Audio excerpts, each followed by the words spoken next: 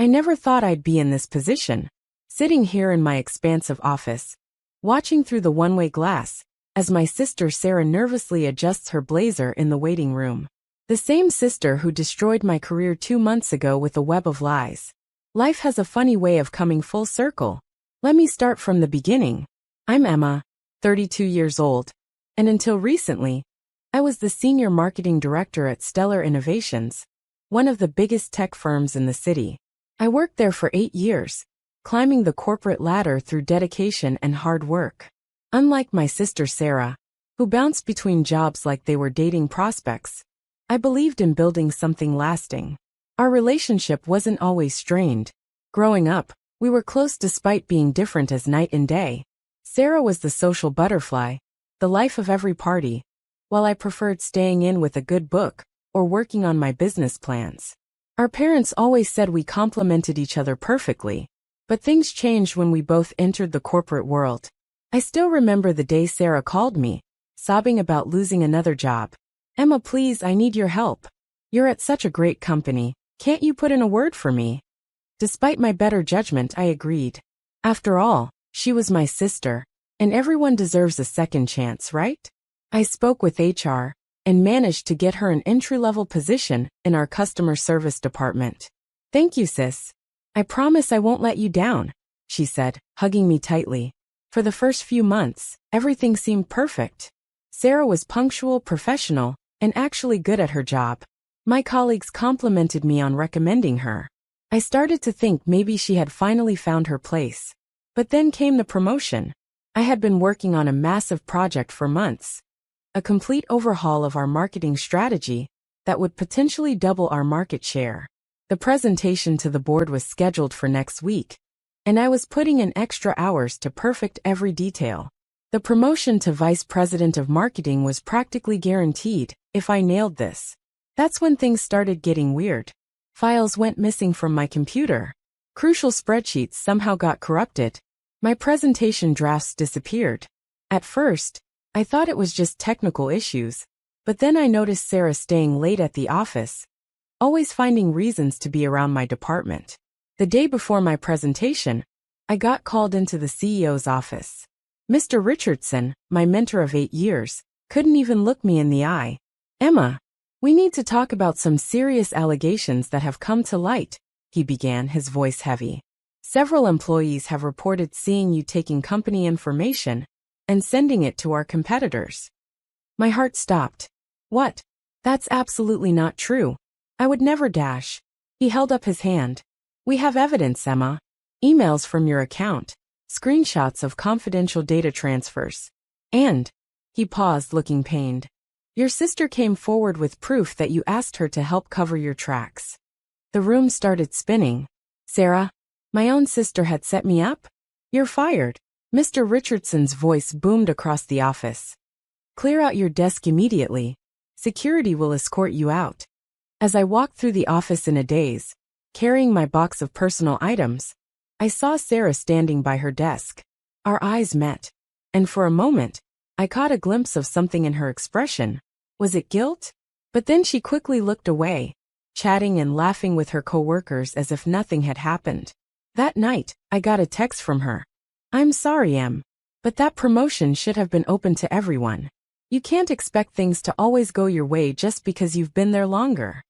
I didn't respond. What could I say to someone who had just destroyed 8 years of my career? Instead, I spent the night reviewing everything I had backed up from my work computer. That's when I found it. Hidden in my email drafts was evidence that someone had been accessing my account after hours. The IP address traced back to Sarah's work computer. But it didn't matter anymore. My reputation was ruined, and no company in the industry would touch me after being fired for corporate espionage. Or so I thought. 2 weeks after being fired, I received a call from James Chun, the eccentric billionaire founder of Phoenix Digital, Stellar's biggest competitor. "Ms. Walker, I've been following your work for years. Would you be interested in joining us? Not as an employee, as a partner." Turned out James had been wanting to open a new division, focusing on innovative marketing strategies. Exactly what I had been developing at Stellar. He didn't believe the corporate espionage allegations for a second, He had dealt with similar sabotage in his own career. I'll give you full control of the new division, plus a 30% ownership stake, he offered. Build it from the ground up your way. I accepted on the spot. Within a month, I had set up Rising Phoenix Marketing, a subsidiary of Phoenix Digital. We quickly became known for our cutting-edge strategies and poached several top clients from Stellar. The industry was buzzing about the mysterious new player in the market. I kept my ownership private, working behind the scenes while our hired CEO became the public face. I wanted to focus on building something spectacular without distractions. And it worked. In just 2 months, we had become one of the most talked about agencies in the city. That's when Sarah's resume landed on my desk. I learned through the grapevine that Stellar had gone through some major restructuring after losing several key clients to us. Many employees, including Sarah, had been laid off. Karma, as they say, is a patient mistress. And now here she sits in our waiting room, unaware that her potential employer is none other than the sister whose career she destroyed. The sister she thought she had broken. The intercom buzzes. Ms. Walker, your 2 o'clock interview is ready. I press the button. Send her in. Sarah walks in, confidence plastered across her face despite her obvious nervousness. She's wearing the navy blue suit she always saves for important interviews, her resume clutched tightly in her manicured hands. She freezes mid-step when she sees me. Welcome to Rising Phoenix Marketing, Sarah. I say calmly, enjoying the way all color drains from her face. Please have a seat. We have a lot to discuss about your qualifications. The next hour was both the longest and most satisfying of my life. I let Sarah stumble through her rehearsed interview answers, watching her squirm as she tried to explain the gap in her employment history without mentioning Stellar. Each time she glossed over details, I pressed harder, asking pointed questions that made her increasingly uncomfortable. So, Sarah, tell me about your experience handling sensitive company information, I said, keeping my voice professional but allowing a slight edge to creep in. Any history of accessing confidential data? She visibly flinched. I always maintain strict professional boundaries and respect company policies, she stammered, unable to meet my eyes. Interesting. I pulled out a folder, because I have here some very compelling evidence suggesting otherwise. IP logs, timestamps, altered documents, all traced back to your computer at Stellar Innovations. Sarah's facade finally cracked. Emma, I can explain. I was desperate. They were going to eliminate my position unless I proved myself valuable. When I heard about the new VP position. So you decided to destroy my career instead? I kept my voice level, but my hands were shaking slightly under the desk. 8 years of hard work gone in a day, because you couldn't stand to see me succeed. Tears started rolling down her face. I'm sorry. I didn't think they'd fire you. Maybe just put you on probation or something. And then everything fell apart at Stellar after you left. They lost so many clients. I lost my job. I've been unemployed for weeks. I let the silence stretch, watching her cry. Part of me wanted to comfort her. She was still my sister, after all. But the larger part remembered the humiliation of being escorted out by security, of having to explain to our parents why I'd been fired, of seeing 8 years of dedication crumble because of her jealousy. Well, I finally said, you'll be happy to know that Rising Phoenix is indeed hiring. In fact, we have an opening in our mailroom. Starting salary is minimum wage, no benefits for the first year. Would you be interested? Sarah's head snapped up. The mailroom? But my experience, my qualifications, mean nothing. I cut in smoothly. Your resume shows a pattern of job hopping in your references. Well, I actually called Stellar. They had quite a lot to say about your departure. This is the only position I'm willing to offer you. You can't be serious, she whispered. Emma, I'm your sister. You stopped being my sister the day you chose to betray me, I replied, standing up. The position is available if you want it. Otherwise, security will show you out. Sarah sat there, tears streaming down her face, as the reality of her situation sank in. After a long moment, she picked up a pen with trembling fingers and signed the job offer I had placed in front of her. Report to HR tomorrow at 8 a.m. sharp, I said, gathering my papers. Don't be late. Oh, and Sarah, remember, I own this company. Everything you do, every email you send, every phone call you make, I'll be watching. One toe out of line. I let the threat hang in the air as I walked out, leaving her sitting there, broken but employed. Was it petty? Perhaps. But sometimes justice needs a little help to find its way. Over the next few months, I watched Sarah through our security cameras and monitoring systems. She was punctual, efficient, and kept to herself. A far cry from the social butterfly who had once dominated office politics at Stellar.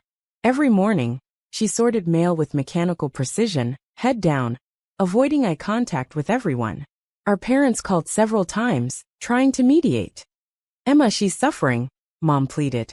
Can't you find it in your heart to forgive her? Like she found it in her heart to destroy my career? I countered. She's employed, isn't she? More than she deserves. Dad was more understanding. You're teaching her a valuable lesson, he said quietly. Just don't let it consume you. And he was right. Running Rising Phoenix gave me more satisfaction than revenge ever could. We continued to grow, acquiring smaller agencies and expanding our client base. I was no longer just the wronged sister. I was a force to be reckoned with in the industry. 6 months into Sarah's employment, she left a letter on my desk. Dear Emma, I've been trying to write this letter for months, but shame and guilt kept holding me back. Working in the mail room, seeing the empire you've built, understanding the magnitude of what I destroyed at Stellar, it's been the hardest and most humbling experience of my life. What I did to you was unforgivable. It wasn't just about the promotion or the job. It was years of jealousy and resentment coming to a head. You were always the smart one, the responsible one, the successful one. I wanted to prove I could be better than you just once. Instead, I proved I could be worse than I ever imagined. I don't expect forgiveness. I don't even expect you to read this letter. But I want you to know that I understand now. Success isn't about tearing others down. It's about building something meaningful. You've taught me that lesson every day for the past 6 months. I'm resigning from Rising Phoenix. Not because the work is beneath me. I know now that no honest work is beneath anyone. But because I need to build something of my own, the right way this time. Thank you for giving me a chance when I deserved none. Your sister, if you'll still have me. Sarah. I read the letter 3 times, emotions warring inside me. Then I did something I hadn't done in 8 months. I called Sarah's extension. Come to my office. She appeared in my doorway, nervous but standing straight. Gone was the entitled attitude, replaced by something that looked almost like dignity. Sit down, I said, gesturing to the chair across from me. Let's talk about your future. For the next 2 hours, we really talked. For the first time since the incident at Stellar, Sarah shared her plans to start a small social media management company, targeting local businesses. She had been taking online courses in her spare time, learning the right way to build a business. I understand if you want nothing to do with it, she said quickly. I wanted you to know that I'm trying to change. I studied her for a long moment, remembering the little sister who used to climb into my bed during thunderstorms, seeking comfort. The sister who, despite everything, was still family. Rising Phoenix has been looking to expand into the small business market, I said slowly. We could use a partner who understands social media management. Someone willing to start small and grow organically. Sarah's eyes widened. You mean a subsidiary company, independently operated, but with access to our resources and client network? You'll own 51%. But final approval on major decisions stays with me until you prove yourself. No shortcuts, no schemes, just honest work and gradual growth. Why? She whispered. After everything I did. Because you're my sister, I replied simply. And because sometimes people deserve a second chance. Not handed to them, but earned through hard work and genuine remorse. Today, 3 years later, Sarah's company Phoenix Social Solutions is one of our most successful subsidiaries. She works harder than anyone, never taking shortcuts, always striving to prove herself worthy of the second chance she was given. We're not the same carefree sisters we once were. Too much has happened for that. But we're something different now. Business partners who respect each other. Sisters who understand that true success comes not from tearing others down, but from building each other up. Every morning, as I walk into my office and see both our company logos on the wall, I'm reminded that sometimes the best revenge isn't revenge at all. It's giving someone the chance to become better than they were. And maybe, just maybe, becoming better yourself in the process. Thanks for watching. See you again in the next video. Stay stunned.